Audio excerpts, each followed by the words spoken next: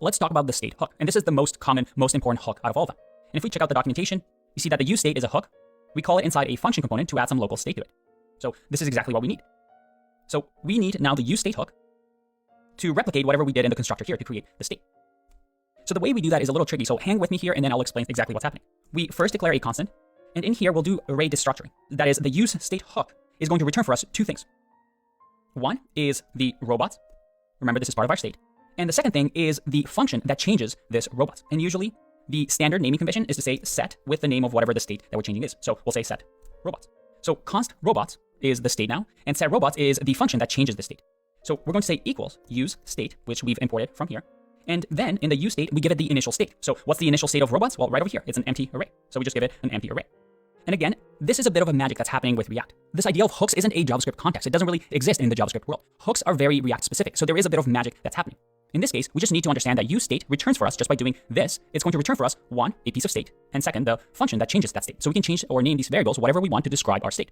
So that's our first piece of state. And then the next one is the search field. So once again, I'll say const. And what should we put here? Well, the search field. And then the function that changes the search field. So again, using the standard, we'll do set search field is going to equal useState. And what is the initial state? Well, the initial state is an empty string.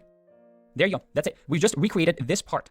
Except now our function has state. It has the robots state and it has a search field state. And you'll also notice that it's not in one big state. Instead, we've sliced things. So we have one state for robots and one state for search field, and we keep them separate.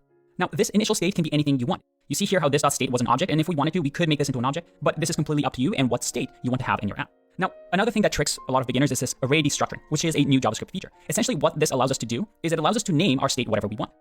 So even though useState returns for us a piece of state, which will be an empty array initially, and a function to change that state, by using array destructuring, we can customize our code and name it whatever we want instead of the useState library that React gives us, naming it in one way that everybody has to use. This is just simple array destructuring to name our variables.